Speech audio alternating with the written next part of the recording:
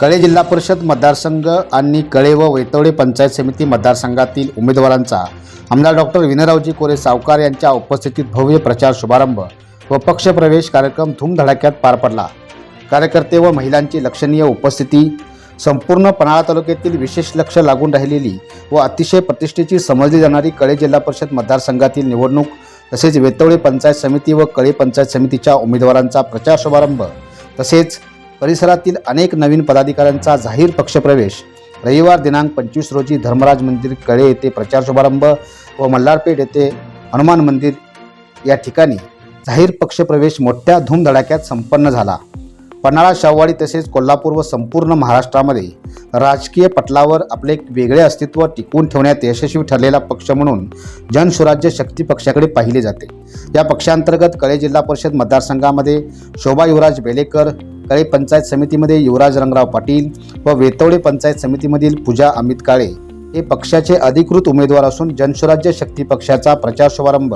धर्मराज मंदिर कळे तसेच परिसरातील अनेक नेते व पदाधिकाऱ्यांचा जाहीर पक्षप्रवेश हनुमान मंदिर मल्हारपेठ या ठिकाणी अतिशय धूमधडाक्यात व शेकडो कार्यकर्त्यांच्या उपस्थितीत पार पडला। जाहीर पक्षप्रवेशामध्ये सुदर्शन दत्तात्रय पाटील, माजी सदस्य ग्रामपंचायत मल्हारपेठ, अध्यक्ष स्पार्टन बॉयज मल्हारपेठ, श्रीमती शारदा दत्तात्रय पाटील, लोकनियुक्त सरपंच ग्रामपंचायत मल्हारपेठ, रेखा अनिल पवार, लोकनियुक्त सरपंच ग्रामपंचायत वेतवडे गोगवे, सीताराम सातपुते, माजी सदस्य ग्रामपंचायत मल्हारपेठ, दीपाली राहुल पाटील, सदस्य ग्रामपंचायत मल्हारपेठ, संभाजी पाटील, सामाजिक कार्यकर्ते कोदवडे, शरद दवंग, सामाजिक कार्यकर्ते कोदवडे, श्रीकांत गुरव, सचिव शिवपार्वती सहकारी दूध संस्था सावर्डे, कृष्णात बच्चे, माजी चेअरमन, तुळजाभवानी सहकारी दूध संस्था सावर्डे, अमोल काटकर, माजी उपसरपंच व विद्यमान सदस्य ग्रामपंचायत काटेबोगाव यासह अनेक कार्यकर्त्यांचा जनसुराज्य शक्ती पक्षास म्हणजेच सावकर गटात जाहीर पक्षप्रवेश झाला। यावेळी मोठ्या प्रमाणात फटाक्यांची आताशबाजी करण्यात आली। त्यानंतर जनसुराज्य शक्ती पक्षाचे संस्थापक अध्यक्ष आमदार डॉक्टर विनयरावजी कोरे सावकर यांनी उपस्थितांना मार्गदर्शन करत सर्वप्रथम काही जुन्या आठवणींना उजाळा देत 1995 सालची निवडणूक, त्या निवडणुकीत कळेसह परिसरातील कार्यकर्ते यांचा मिळालेला पाठिंबा,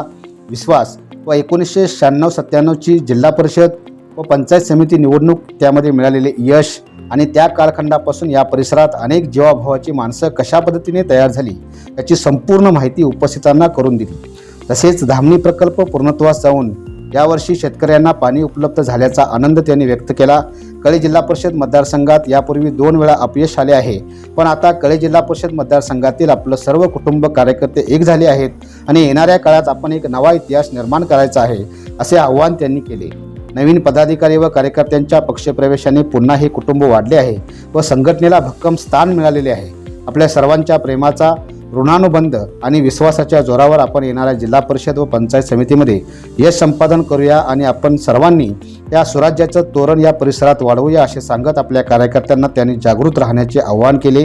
यावेळी कळेसह धामणी खोऱ्यातील जनसुराज्य शक्ती पक्षाचे पदाधिकारी, कार्यकर्ते व महिला हजारोंच्या संख्येने उपस्थित होत्या। एकंदरीत जनसुराज्य शक्ती पक्षाचा जाहीर पक्षप्रवेश व शुभारंभ यावरून कळे जिल्हा परिषद मतदारसंघातील निवडणूक ही अतिशय प्रतिष्ठेची झाली असून येणाऱ्या कालावधीत कळे जिल्हा परिषद मतदारसंघातील घडामोडींना मोठा वेग आलेला दिसून येतो। लाईव्ह महाराष्ट्र चॅनलसाठी मल्हारपेठहून अनिल सुतार।